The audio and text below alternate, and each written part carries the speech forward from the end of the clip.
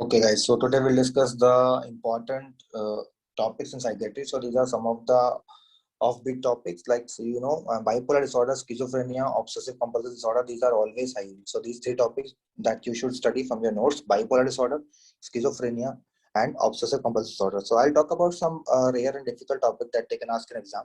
That is, first is Maslow's hierarchy table. So understand this. In this, we have five needs. So we can categorize our needs into five category. That is, there will be need for physiological needs. Then we have need for safety, need for love and belongings, esteem needs, and need for self-actualization. So here, I think you should remember the name of this scientist. That is Maslow's hierarchy table. Okay, then we can have omega and viraga sign. So these omega and viraga sign, these are signs suggestive of depression. So these are signs which are suggestive of depression. So you will see this sign in depressed patient. So you can see the omega sign. You can see this omega sign. You will see there will be omega sign. You will see there will be a wrinkling in between two eyebrows. You can see the wrinkling between two eyebrows. दो eyebrows के बीच में wrinkle होगा. This sign is called as omega sign. And if you will see a palpable fold that is running immediately upward, this fold you will call this viragus sign. That is generally seen in upper eyelid, right? So these two signs, omega sign and viragus sign, these signs are supportive of your depression. Okay, then we have Rorschach test. This Rorschach test, understand this. This test is used for psychiatrical diagnosis. So if I say why we use this test, so this test is used for psychiatrical diagnosis. For psychiatrical diagnosis, we use this test. So we have different tests in psychiatry. So let me elaborate this test one by one. So if I say we can have tests like this, we can have tests for personality.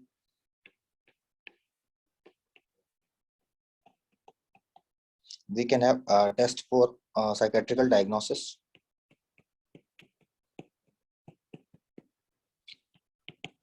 We have tests for organicity.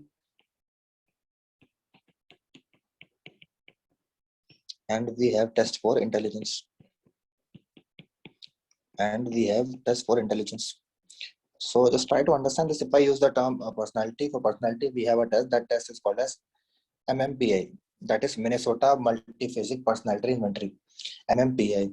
Other than this, we have one more test. So for personality, what we have MMPI. And one more test is there, that is called 16 personality factor, 16PF. For psychiatrical diagnosis, we can use this test that is in front of you. To see this test once again. So in this test, you will show the patient 10 cards which will have ink blots, right? And after this, you will ask the patient like what you are seeing, right? In this card, what you are seeing. So this test is called as a Rorschach test, right? We call this what? We call this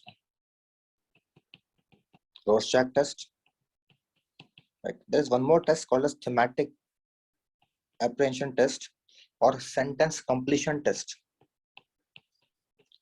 Sentence completion test.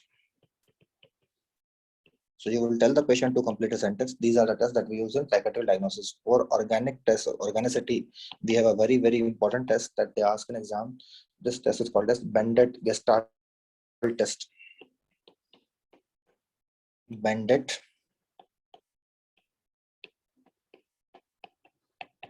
Gestalt test. Bendit Gestalt test. And for intelligence, this is very, very important. For intelligence, we have a score. That score is called as a Wechsler.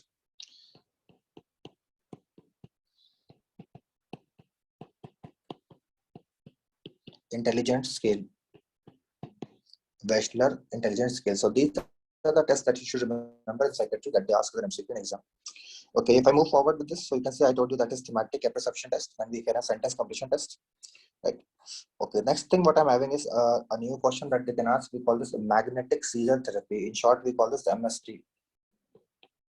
In short, we call this MST. So understand this. What is this? It is nothing. It is a form of electrotherapy and electrically brain stimulation therapy. Right. So this therapy is being investigated to treat. It is used or it is investigated in treatment of resistant depression. Resistant depression means which is not responding to drug. So you can use this to treat a resistant depression. This can also be used to treat schizophrenia. Right? And sometimes you can also use this for treating obsessive compulsive disorder, that is OCD. OCD. OCD, right? So understand this. So this is like it is acting by inducing seizure. We are inducing seizure by a magnetic field, right? This is, we call this magnetic seizure therapy, MST, magnetic seizure therapy.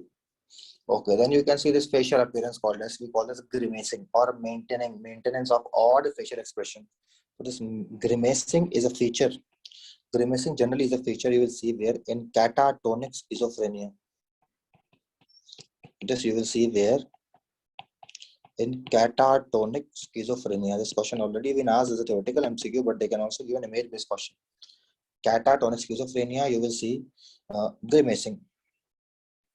Okay, moving forward, then sometimes they ask a question related to delusion of doubles. So we have Frigoli syndrome. So understand this. In Frigoli syndrome, patient believe that this familiar person can change his appearance and it will disguise as a stranger. Right? So understand this. A familiar person, it will be replaced by a stranger. If you see, we have a certain syndrome of subjective double. So in this thing, patient will think that he has many doubles. Subjective doubles means patient will think he has many double role, right? Who are living life of their own. Next, understand this. When a person thinks that he is having a double, that is a delusion of double. We call this double or doppelganger. Double or doppelganger, right?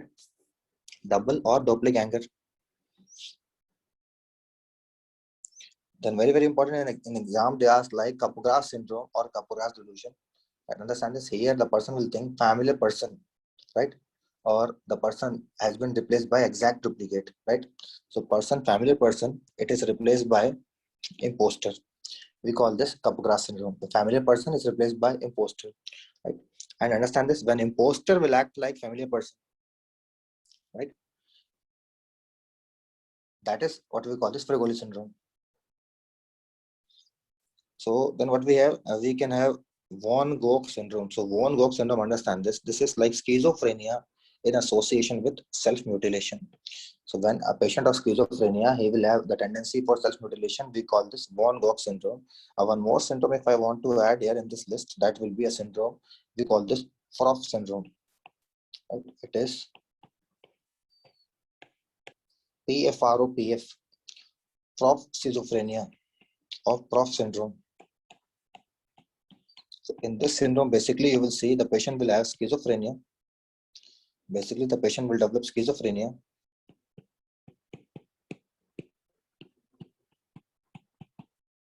And mental retardation. Schizophrenia and mental retardation. Right. So two rare syndrome that we'll see in association with schizophrenia, that will be von Gogh syndrome and Froff syndrome. Okay, moving ahead. So this is the technique we call this ECT, electroconvulsive therapy. Right.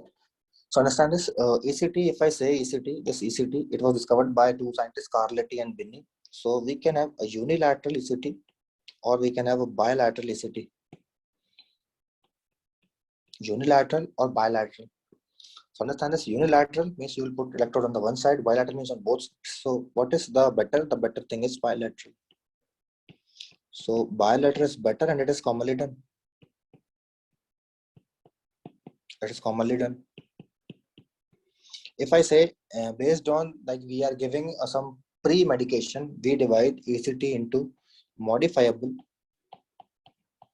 Modifiable means you will sedate the patient before giving ECT.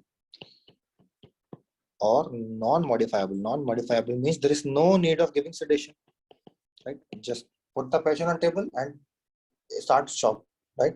So modifiable means you will do pre-medication with sedatives.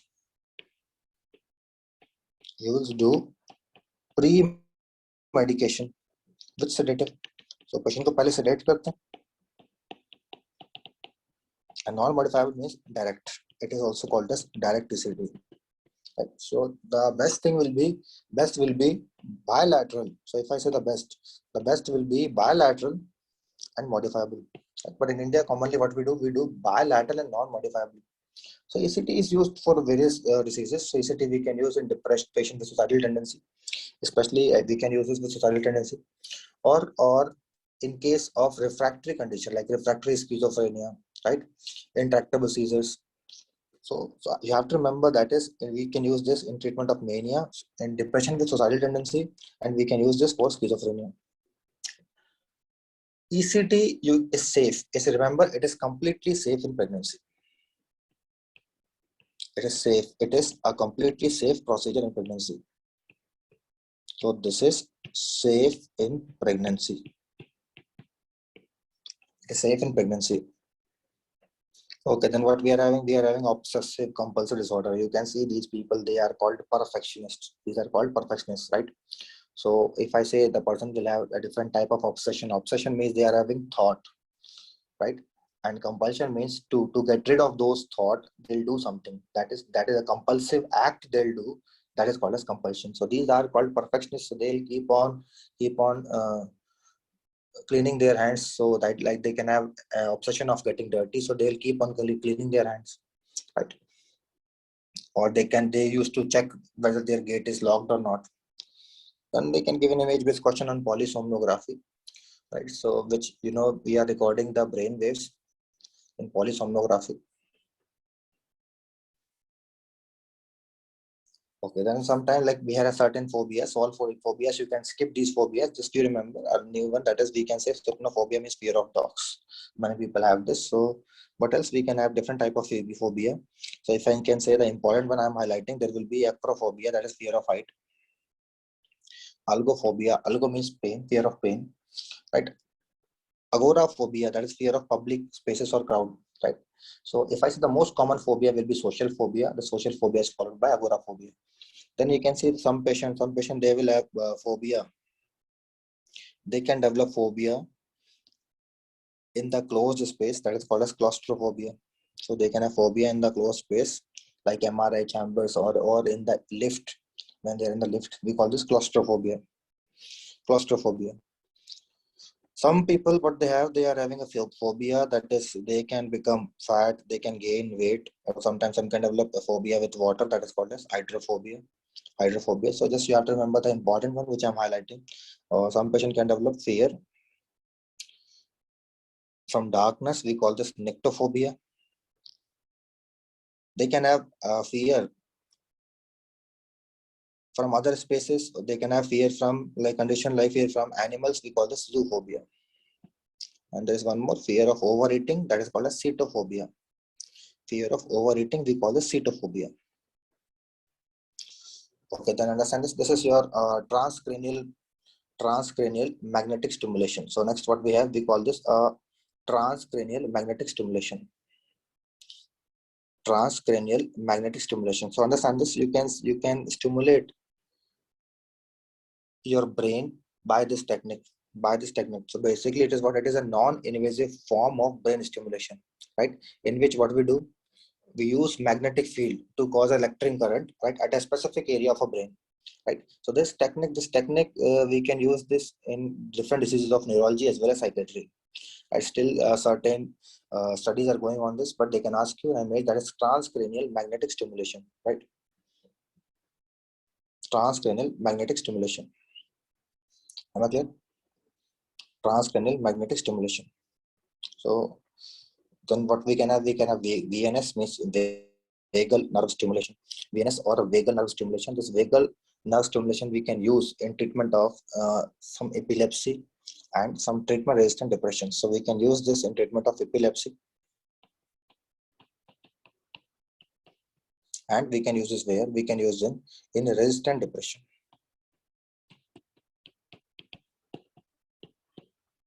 More important than this, that they can ask you a question that will be related to deep brain stimulation.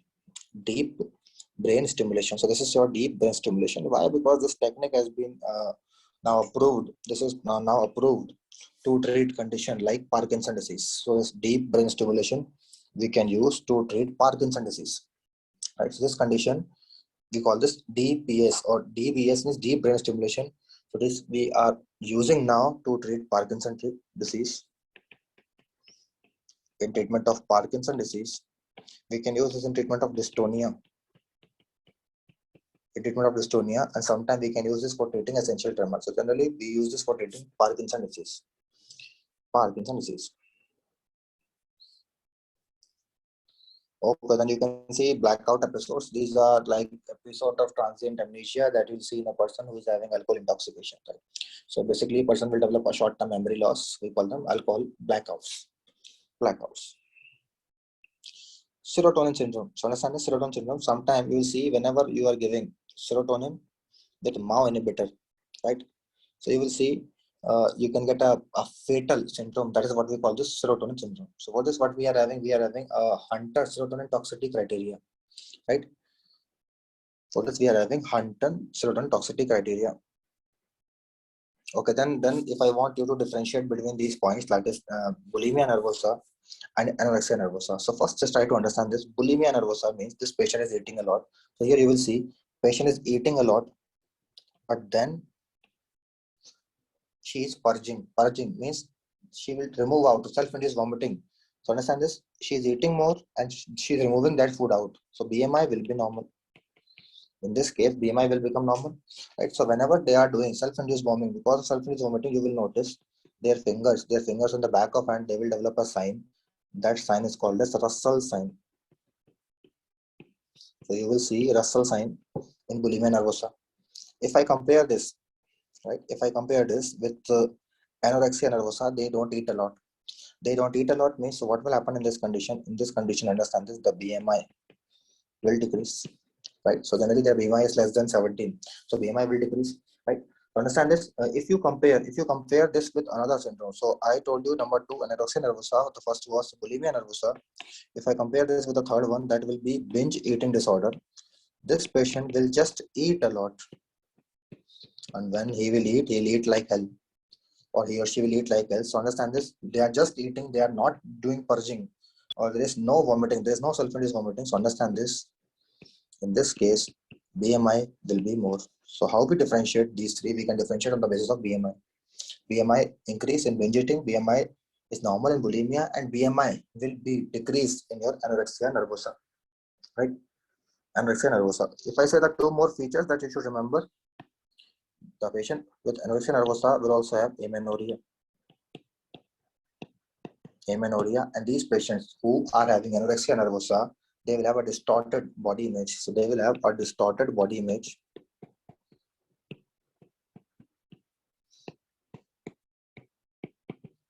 They will develop a distorted body image. Okay, so then what we are having? We are having a SCOFF questionnaire. So understand this, right? So the SCOFF questionnaire basically we use for this eating disorder. Basically, this SCOFF questionnaire we use for eating disorder. So understand this. In this questionnaire, what we use, you'll ask the patient certain question that do you make yourself sick because you feel comfortable, you feel uncomfortable, full.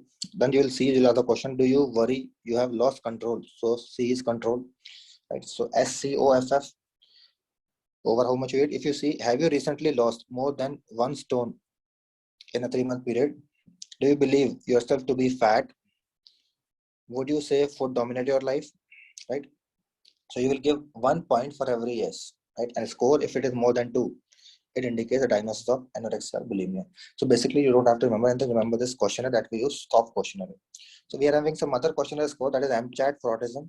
CAGE is cut down, annoyed, guilty, eye-opening drink. Cut down, annoyed, guilty, eye-opening drink for alcoholism.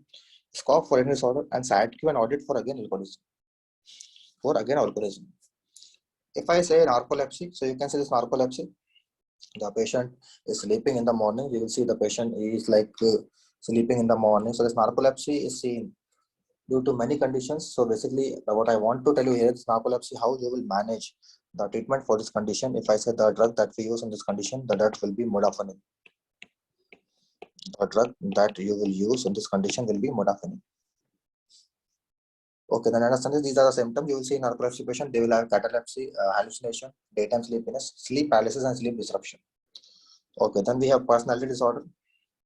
Cluster A, we have paranoid, schizoid, schizotypal. Cluster B, these are basically antisocial, borderline, histrionic, narcissistic. And cluster C, they are avoidant, obsessive, or depressed or dependent personality disorder. So we can categorize them like that. A will be weird people. So they are weird. B are wild, like antisocial, borderline. And C are worried. So remember this mnemonic. Weird, wild, worried. A, B, C. Weird, wild, worried. Weird, wild, worried. So this photograph, the symbol is related to autism disorder. Autism disorder. So we have different signs of autism that they will have issue with communication. They prefers to be alone. They prefers to be alone. Then understand this. They will have trouble interpreting what others feel. They will avoid eye contact. They will have repeated movement, right? And they will have sensitive to loud noises, and they will have their own eccentric way of their movement. So understand this, the autism is important topic. So if I say the variant of autism that you should remember, we have certain variant of autism, that is Kanner syndrome. We have Asperger syndrome. Asperger syndrome. Then we can have Rett syndrome, and we can have Haller syndrome. So these are 4 variants of autism that you should remember. Kanner syndrome, Asperger syndrome. Kanner syndrome, you will see where Kanner syndrome, you will see, we call this childhood autism. We call this a childhood autism. If I say Asperger syndrome you have seen in the movie My Name is Khan. So we call this intelligent autism. So their IQ is slightly better than others. So that is why we call them intelligent autism. Rett syndrome is called as foolish autism. So they will have a low IQ. So basically it's an X-linked dominant condition. So females are commonly affected, low IQ, right? And they will have a small skull, microcephaly. And then you will see Haller syndrome. So Haller syndrome means they are normal. They are having up to 1 or 2, up to 2 years they are normal. Then you will see regression of milestone. Then you will see they will have regression of milestone. Up to 2 years they are normal. And then they will have regression of milestone. Up to 2 years they are normal. We call this Haller syndrome. Okay, then we are having bipolar disorder. You know, bipolar disorder means if it is a graph, so you can see we can have hypomania, euthymia is normal mood, then you can see depression or subsexual depression, then major depression. Nihilism, this is like nothing exists, my life is a waste. So this is again a delusion, what we call this delusion of nihilism. So this is the symbol in pedigree that we use to represent divorce. Sigmund Freud, so he is the a man who gave psychiatry a different aspect, right? Okay, so he gave a theory that is Sigmund Freud theory. So understand this based on theories. What we can have Eid that is present since birth. So this is your pleasure principles, and you will get immediate gratification. In this, you will get immediate gratification. It is followed by ego. It is followed by ego that is based on your reality principle. It is based on your reality principles, right? If I say the third will be your superego, right? So this is based on your morality principle. What we call this superego. How you will differentiate a malingering and factitious disorder? So malingering is more common in male, factitious is more common in female. So malingering is basically related to substance abuse. Factitious is for employment, training, or medical field. Right? So both will have vague complaints, right? Both. So factitious, they will not bother by invasive procedure. If you tell them I'll do an endoscopy, they'll say okay, do it on me, right? But malingering patient, they will refuse invasive test, right? And they are generally having antisocial personality. Factitious will have borderline personality, right? Borderline personality. So this is like some offbeat topics which I have tried to cover in psychiatry. So I'll make a separate video where I'll cover the normal topic in psychiatry. So just try to revise this. See you in the next video. All the best for your exam. Thank you so much.